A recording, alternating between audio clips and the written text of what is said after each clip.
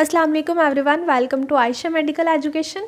आज इस वीडियो में हम लोग स्टडी करने जा रहे हैं फिजियोलॉजी ऑफ दी सेल की हम लोग इसमें फिजियोलॉजी स्टडी करेंगे। सबसे पहले हमें पता होना चाहिए कि फिजियोलॉजी क्या है। Physiology is the branch of biology in which we study the functions of the organism, living organism आदि पार्ट्स। ठीक है, सो हमारे पास क्या है, सेल की फिजियोलॉजी है। तो हम लोग क्या करेंगे, सेल के फंक्शंस देखेंगे, उसके अलावा जो सेल के पार्ट्स हैं मीन उसकी जो ऑर्गेनालिज हैं उनके पार्ट्स देखेंगे। ठीक है, सबसे पहले हम डेफिनेशन देखेंगे, उसके अलावा इसकी जो सेल थ्योरी है उसको डिस्कस करेंगे, देन उसका स्ट्रक्चर देखेंगे, क्योंकि हमें थोड़ा सा स्ट्रक्चर का भी तो आइडिया होना चाहिए, देन ही हम उसके फंक्शंस को एक्सप्लेन करेंगे। ठीक है, देन उसके ऑर्गेनेलिज के हम सेपरेट फंक्शंस देखेंगे।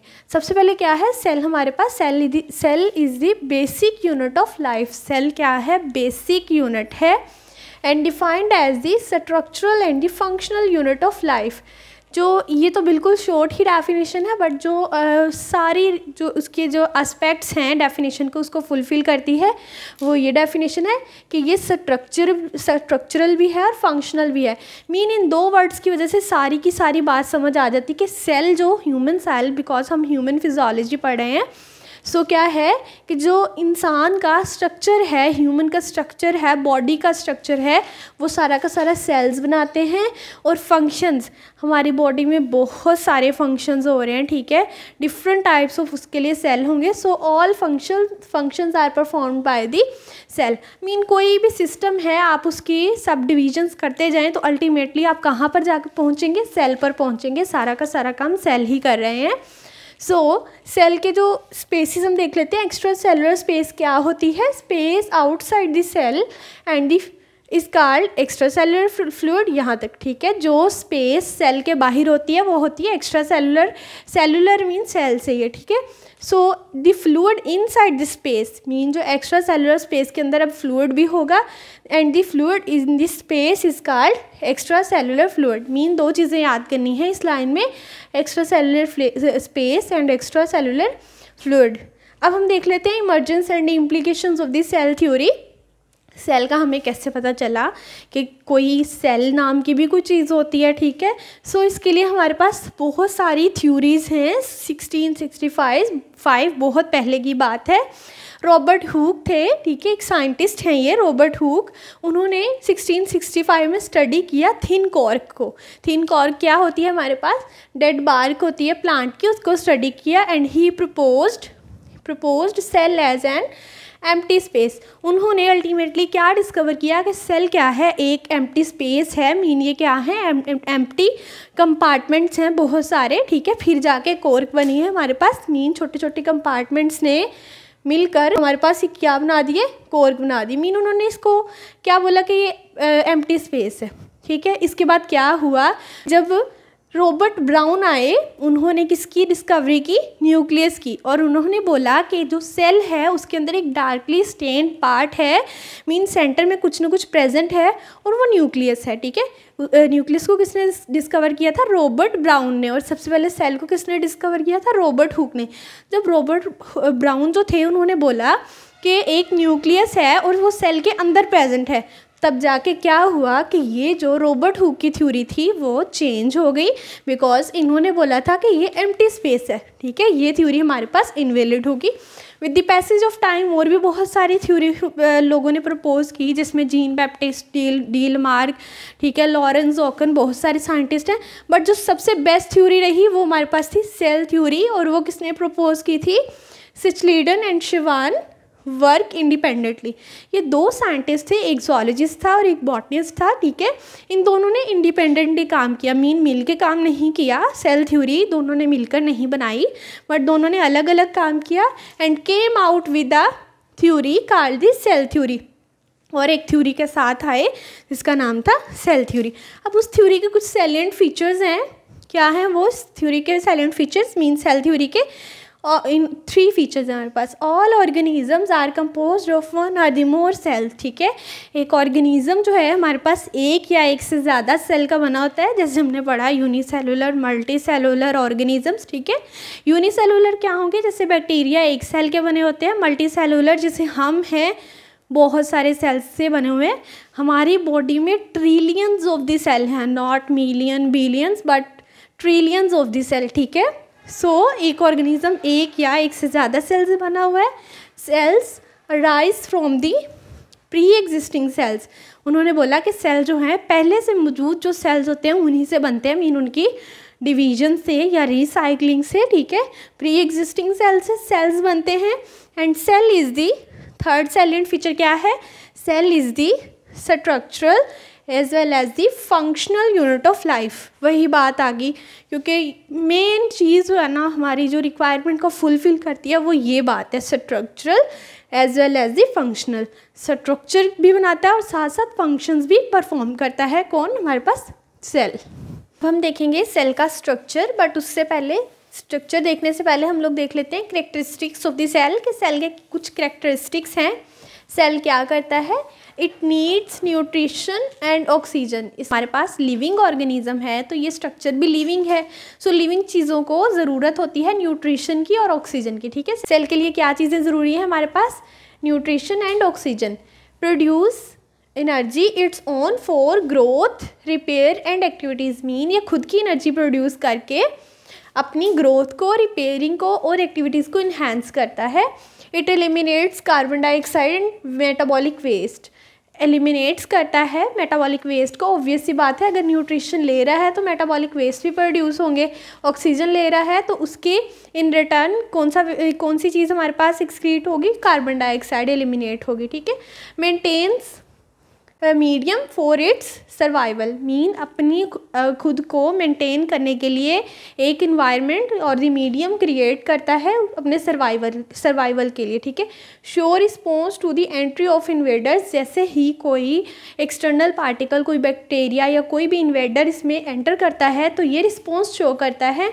एंड रिप्रोड्यूसेस बाय डिवीजन, और अपनी रिप्रोडक्शन इन्हांस करता है, कैसे, डिवीजन से, ठीक है। न्यूट्रिशन की ज़रूरत है, एनर्जी प्रोड्यूस करता है, एलिमिनेशन करता है, मेंटेन करता है अपना सर्वाइवल के लिए मीडियम को, और रिस्पॉन्स शो करता है on the entry of invaders, और रिप्रोड्यूस करता है बाय डिवीजन, ठीक है। इसको देखने से पहले हम एक ये चेन देख लेते हैं, या कुछ हमारे पास डिवीजन है। क्या है कि जब हमारे पास सेल है, सेल बेसिक यूनिट है, सेल कंबाइन करके मीन ग्रुप ऑफ सेल्स बन के क्या बनता है, हमारे पास टिश्यू बनता है, ठीक है। अगर हम अपनी बॉडी के पार्ट्स को ही देख लें, ये स्किन है, ठीक है, स्किन के सेल्स और होंगे, बोन्स के सेल्स और होंगे, हमारे पास डाइजेस्टिव सिस्टम है या स्टमक है उसके सेल्स और होंगे, आइज़ के और होंगे, हेयर्स के और होंगे, नेल्स, सब डिफरेंट पार्ट्स के डिफरेंट हैं। तो सेल इसी तरह वो पार्ट कैसे बनता है, टिश्यूज़ से, जैसे ये स्किन के टिश्यूज़ हैं, ठीक है। सो सेल कंबाइन करके ग्रुप बना के टिश्यूज़ बनाता है। Group of cells is called tissues. इन टिश्यूज़ को हम प्राइमरी बेस पर 4 टिश्यूज़ में डिवाइड करते हैं, muscle tissues, nervous tissues, epithelial tissues and connective tissues, ठीक है। मसल टिश्यूज़ में क्या होगा, कॉन्ट्रैक्शन रिलैक्सेशन करवाएंगे ये टिश्यूज़। नर्वस टिश्यूज़ में नर्वस सिस्टम और एपिथेलियल टिश्यूज़ होंगे, एपिथेलियल लेयर्स बनाएंगे। कनेक्टिव टिश्यूज़ जैसे बोन्स, कार्टिलेज। अब ये टिश्यूज़ ने कंबाइन किया तो क्या बना दिया, एक ऑर्गन बना दिया। कोई भी ऑर्गन आप ले लें, ब्रेन को ले लें, हार्ट को ले लें, लंग्स को ले लें, लीवर्स, कोई भी, ठीक है, लीवर या स्टमक, कोई भी टिश्यूज़ मिले तो ऑर्गन, कोई ऑर्गन बन गया। डिफरेंट टिश्यू होंगे, बट जैसे डिफरेंट सेल्स ने डिफरेंट टिश्यू बनाया, डिफरेंट टिश्यू, ऐसा नहीं है कि वही टिश्यू जो स्टमक वाला है वही टिश्यू हमारे हार्ट में आ जाए, ठीक है, ऐसा बिल्कुल नहीं है। जो स्टमक के सेल्स होंगे वही सेल स्पेसिफिकली एक स्पेसिफिक टिश्यू बनाएंगे और वही स्पेसिफिक टिश्यू एक स्पेसिफिक ऑर्गन के लिए यूज़ होगा, ठीक है। सो डिफरेंट ऑर्गन्स हैं जिसको हम लोग डिवाइड करते हैं हॉलो और दी पैरेन्काइमल ऑर्गन्स में। ऑर्गन्स क्या करते हैं, कंबाइन करके हमारे पास बना देते हैं ऑर्गन सिस्टम, ठीक है। जैसे अब अगर स्टमक को ले लें, स्टमक का कौन सा सिस्टम है, gastrointestinal tract or the digestive system, जिसमें हमारे पास इसोफेगस है, लार्ज इंटेस्टाइन, स्मॉल इंटेस्टाइन और उसकी एंजाइम्स हैं। मैस्टिकेशन के लिए डिफरेंट स्ट्रक्चर हैं। अगर हम हार्ट को ले लें, हार्ट के लिए कौन सा है, कार्डियोवैस्कुलर सिस्टम, उसमें पूरा ब्लड वेसल्स और हार्ट का एक नेटवर्क, वेसल्स का नेटवर्क और हार्ट है उसमें इन्वॉल्व, सो सिस्टम बन जाता है। कहने की बात यह, रेस्पिरेटरी ले लें, डिफरेंट सिस्टम बन जाते हैं और सिस्टम मिलकर एक ह्यूमन बनाते हैं, ठीक है। अगर हम ह्यूमन बॉडी को देखें उसमें एक सिस्टम नहीं है, बहुत सारे सिस्टम है, जैसे cardio respiratory system, cardiovascular, respiratory, digestive, ठीक है, नर्वस, लिम्फेटिक, कोई भी सिस्टम है ना, सारे सिस्टम मिलके ह्यूमन बॉडी बना देते हैं, ठीक है। अब हम इस डायग्राम को देख लेते हैं। ये मैंने एनिमल सेल ड्रॉ किया है, मीन ह्यूमन बॉडी में भी यही सेल्स हैं। ह्यूमन सेल ह्यूमन एनिमल्स की ही क्लास में आते हैं। सो ये प्लांट सेल नहीं है। ह्यूमन सेल और प्लांट सेल में सबसे पहले तो एक डिफरेंस आ जाता है, ये जो आउटर कवरिंग है ना इस सेल की, वो क्या है, सेल मेम्ब्रेन। बट प्लांट्स में क्या होती है, सेल वॉल होती है। मीन मेम्ब्रेन के बाहर एक और होती है कवरिंग जिसको हम सेल वॉल कहते हैं। लेकिन सेल में क्या है, मेन चीज़ें सेल मेम्ब्रेन है, साइटोप्लाज्म है एंड न्यूक्लियस है।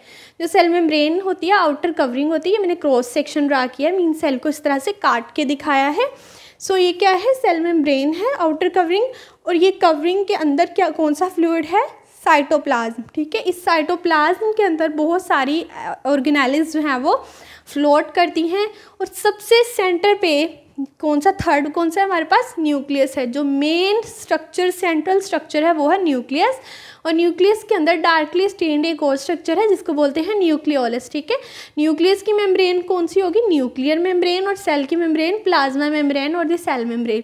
इस न्यूक्लियर मेम्ब्रेन और सेल मेम्ब्रेन के अंदर ये जो फ्लूइड होता है ना, वो कौन सा होता है, साइटोप्लाज्म होता है। न्यूक्लियस के लिए एक अपना फ्लूइड है, वो होता है न्यूक्लियोप्लाज्म, ठीक है। साइटोप्लाज्म और न्यूक्लियस को कंबाइनली क्या बोलते हैं, प्रोटोप्लाज्म। तीन चीज़ें देख ली, सेल मेम्ब्रेन को देख लिया, साइटोप्लाज्म को और न्यूक्लियस को। अब हम स्ट्रक्चर ऑफ द सेल, जिसमें हम लोगों ने सेल मेम्ब्रेन, साइटोप्लाज्म और न्यूक्लियस को ब्रीफली स्टडी किया। अब हम उसकी ऑर्गेनेलिस का ब्रीफ सा स्ट्रक्चर देखते हैं, देन हम उसके फंक्शंस देखेंगे, ठीक है। जैसे कि ये हमारे पास क्या है, सेल है, एनिमल सेल। अब उसकी ऑर्गेनेलिस देखते हैं। ये क्या था हमारे पास, फ्लूइड साइटोप्लाज्म था, आउटर कवरिंग क्या थी, सेल मेम्ब्रेन, और उसके अंदर न्यूक्लियस है, सेंट्रल न्यूक्लियस, ठीक है। समटाइम्स साइड को भी होता है, बट मोस्टली जो होता है हमारे पास न्यूक्लियस सेंटर में ही होता है, ठीक है।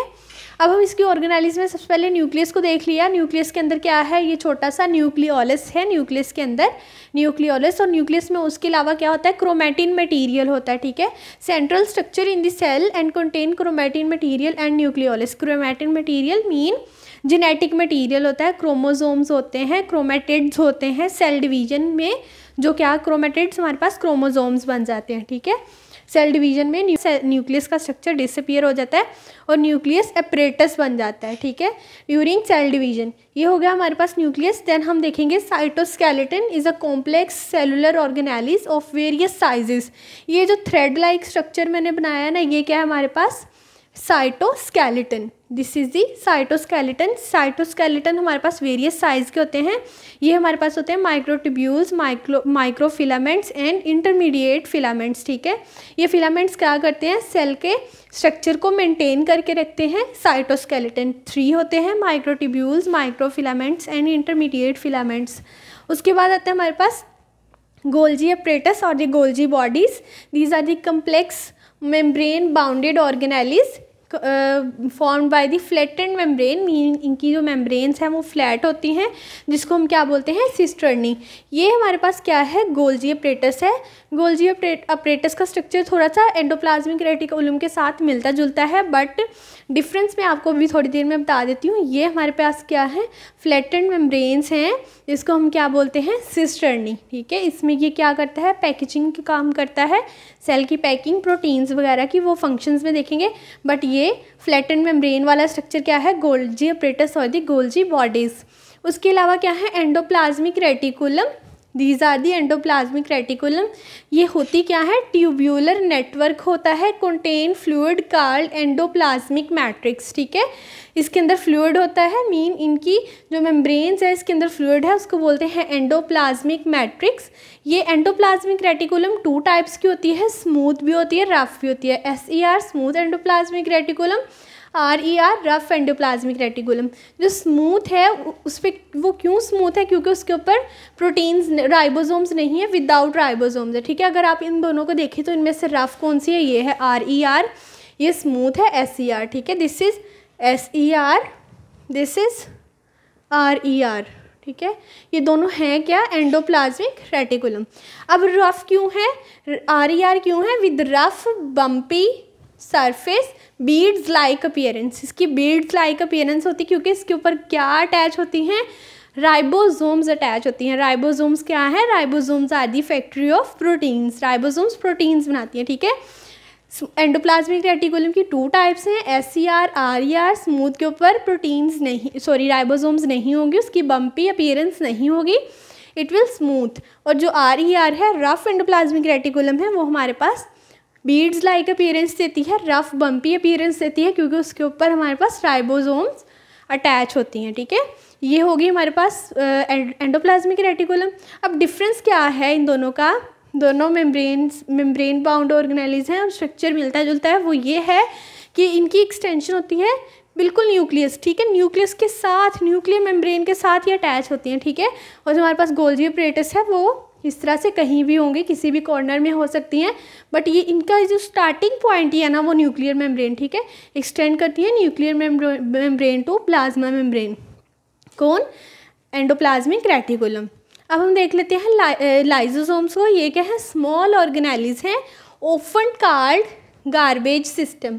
मीन्स सेल के जो कुछ वेस्ट चीज़ें हैं उसके लिए एक सिस्टम है गार्बेज सिस्टम, जो कि lysosomes as a garbage system act करता है।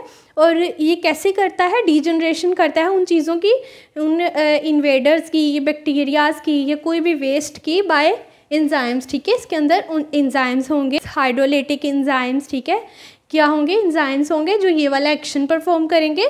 नेक्स्ट सबसे इम्पोर्टेंट स्ट्रक्चर, सबसे इम्पोर्टेंट ऑर्गेनेली, सभी इम्पोर्टेंट है बट मेन जो क्या है? माइटोकॉन्ड्रिया। सेल ने जिंदा कैसे रहना है? एनर्जी से। एनर्जी कौन देगा? पावर हाउस सेल का वो है mitochondria, by the production of ATP। ठीक है, इसमें क्या है? फोल्डेड, दो, ये भी डबल मेम्ब्रेन है, folded inner membrane and smooth outer membrane. यहाँ पे देख लेते हैं, दिस इज द माइटोकॉन्ड्रिया। ठीक है, यह माइटोकॉन्ड्रिया। लाइजोसोम्स कहाँ पे है सेल में? ये लाइजोसोम्स है, छोटी छोटी सर्कुलर सी। ठीक है, ये लाइजोसोम्स है और ये माइटोकॉन्ड्रिया। ये आपको इस तरह से दिख भी रहा होगा, फोल्डेड इनर मेम्ब्रेन होती हैं और इनकी फोल्डिंग्स को क्या बोलते हैं? क्रिस्टी। क्या बोलते हैं? क्रिस्टी। समटाइम्स क्वेश्चन आ जाता है, MCQs आ जाता है क्रिस्टी या सिस्टर्नी के बारे में, काफ़ी बच्चों को कन्फ्यूजन हो जाती है। सिस्टर्नी होती हैं flattened membrane of Golgi apparatus. ठीक है, और क्रिस्टी होती हैं माइटोकॉन्ड्रिया की इनर मेम्ब्रेन की फोल्डिंग्स। ठीक है, क्रिस्टी। अब राइबोसोम्स को देख लेते हैं। ये भी छोटी सी, बिल्कुल जैसे दाने होते हैं ना, बीड्स, जैसे हमने इधर वर्ड यूज़ किया बीड्स का, बीड्स की तरह होती हैं सेल के साइटोप्लाज्म में। ठीक है, स्मॉल ऑर्गेनेलीज हैं और ये क्या है? Factory of proteins. ठीक है, इनको बनाता कौन है? न्यूक्लियोलस। हम इस तरह से याद करते हैं, factory of protein is ribosomes and the factory of ribosomes is nucleolus. ठीक है, न्यूक्लियोलस राइबोसोम्स बनाएगा, राइबोसोम्स प्रोटीन्स बनाएंगी, प्रोटीन्स यहाँ आएंगी। ठीक है, एंडोप्लाज्मिक रेटिकुलम में, और एंडोप्लाज्मिक रेटिकुलम से कहाँ जाएंगी? गोल्जी बॉडीज़ के पास, वहाँ पर इनकी पैकिंग होगी, देन इनकी ट्रांसफॉर्मेशन होगी, कहाँ से कहाँ इनको सेल में इनकी ज़रूरत है या बॉडी में कहाँ इनकी ज़रूरत है प्रोटीन्स की। ठीक है, ये है हमारे पास ऑर्गेनेलिस, मेन ऑर्गेनेलिस। एक और डिफरेंस मैंने बताना था, कुछ हमारे पास मेम्ब्रेन बाउंड ऑर्गेनेलिस होती हैं, कुछ हमारे पास मेम्ब्रेन बाउंड नहीं होती, मीन उन पे मेम्ब्रेन नहीं होती। सिर्फ दो हमारे पास ऑर्गेनेलिस है, एक है राइबोसोम्स, छोटी सी राइबोसोम है, और साइटोस्केलेटन, इनके ऊपर मेम्ब्रेन नहीं होती। अदरवाइज आप देखें न्यूक्लियस की भी मेम्ब्रेन है, ये देखें। ठीक है, ये भी मेम्ब्रेन बाउंड है, गोल्जी अपरेटस की भी मेम्ब्रेन है। ठीक है, जिसको सिस्टर्नी बोलते हैं। ER मीन एंडोप्लाज्मिक रेटिकुलम भी मेम्ब्रेन बाउंड है। लाइजोसोम्स, ये छोटी छोटी, इनकी भी मेम्ब्रेन्स हैं, और माइटोकॉन्ड्रिया की भी मेम्ब्रेन्स हैं। ठीक है, दो हैं जिन पे मेम्ब्रेन नहीं है, राइबोसोम्स एंड साइटोस्केलेटन। हम फंक्शंस को देखेंगे। सबसे पहले हम functions of the cell, then उसके ऑर्गेनेलिस के देखेंगे। फंक्शंस ऑफ द सेल क्या है? Function of the organism as a whole is result of the sum of the activities of the interactions of the different cells and different components of the cell. ये बहुत important बात है। क्या है कि अगर कोई ऑर्गेनिज्म एक फंक्शन परफॉर्म करता है तो वो कैसे करता है? बेसिकली उसके जो सेल्स हैं उनके इंटरेक्शन से, डिफरेंट सेल्स के इंटरेक्शन से वो फंक्शन हो रहा होता है, और या फिर उसकी जो सेल्स की ऑर्गेनेलिज हैं उनकी फंक्शनिंग से वो फंक्शन परफॉर्म हो रहा होता है। और वो सेल्स किसके हैं? ऑर्गेनिज्म के। Mean organism as a whole अगर कोई एक्टिविटी करता है तो किसकी एक्टिविटी है? Sum of the interaction of the different cells activities. ठीक है, सेल्स की ही एक्टिविटीज़ हैं। अगर एक हम एग्जांपल ले लें, मसल सेल की कॉन्ट्रैक्शन हो रही है, तो कॉन्ट्रैक्शन में देखें तो क्या है? सबसे पहले अगर कोई चीज़ हमें उठानी है, मीन हम इस तरह से मसल्स को कॉन्ट्रैक्ट करेंगे, या कोई रिस्पॉन्स आया तो हमें मसल्स को कॉन्ट्रैक्ट करना है, तो सबसे पहले तो हमारे पास नर्वस सेल्स जो हैं वो इन्वॉल्व होंगे, नर्वस टिश्यूज़, उसके सेल्स, नर्व्स वगैरह, ठीक है, नर्व सेल्स इन्वॉल्व होंगे। वो स्टिमुलस जाएगा, देन रिस्पॉन्स आएगा, एक वो सेल इन्वॉल्व हो गए, ठीक है।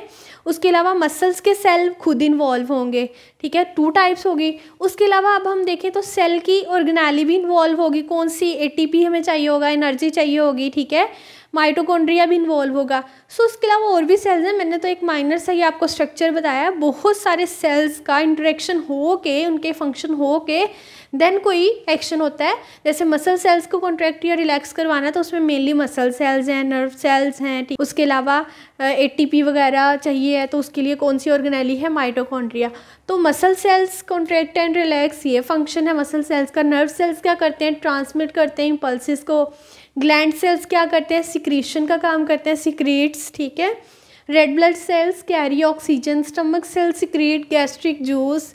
अब ये डाइजेस्टिव सिस्टम इतना बड़ा है, ये सिर्फ और सिर्फ एंजाइम्स नहीं, उसमें मस्कुलर एक्टिविटी होती है, कहाँ से स्टार्ट होकर कहाँ तक जाता है, तो उसमें कितने सेल्स होंगे, काफ़ी टिश्यूज़ होंगे, देन ऑर्गन बना, ऑर्गन सिस्टम, तो बहुत सारे फंक्शन है, ठीक है। स्टमक का सिर्फ ये फंक्शन नहीं है, इसके अलावा भी बहुत फंक्शन है स्टमक सेल्स के, ठीक है। सेल फंक्शन परफॉर्म करता है तो देन कोई टिश्यू काम करता है और एक ऑर्गन का फंक्शन बन जाता है, और देन वो किसका, ऑर्गन सिस्टम, मीन ऑर्गेनिज्म का फंक्शन बन जाता है। सबसे पहले रफ एंडोप्लाज्मिक रेटिकुलम की हम जो फंक्शन देखते हैं वो क्या करता है, सिंथेसिस ऑफ प्रोटीन। ऑब्वियस सी बात है, रफ क्यों है, उसके ऊपर राइबोसोम्स अटैच हैं, ठीक है। राइबोसोम्स अटैच है तो राइबोसोम्स क्या करती हैं, सिंथेसिस करती है प्रोटीन की, और degradation of worn out organelles, कोई जो ओल्ड ऑर्गेनेलिस हैं, वोर्न आउट हैं, जो बेकार हैं, कोई फंक्शन नहीं कर रही, उनकी डिग्रेडेशन करता है, उनकी तोड़ फोड़ करता है। SER स्मूथ एंडोप्लाज्मिक रेटिकुलम क्या करते हैं, सिंथेसिस करते हैं लिपिड्स की, स्टीरॉइड्स की, उसके अलावा मेटाबॉलिज्म की फंक्शनिंग में इन्वॉल्व हैं, और डिटॉक्सिफाई करते हैं टॉक्सिक को, ड्रग्स वगैरह के जो टॉक्सिक हैं, उसके अलावा और भी टॉक्सिक्स हैं, उनको डिटॉक्सिफाई कौन करता है, SER, ठीक है। RER का तो टोटली डिफरेंट फंक्शन है, प्रोटीन्स के रिलेटेड है, ठीक है। ये क्या करता है, स्टोरेज ऑफ द कैल्शियम को भी स्टोर करता है।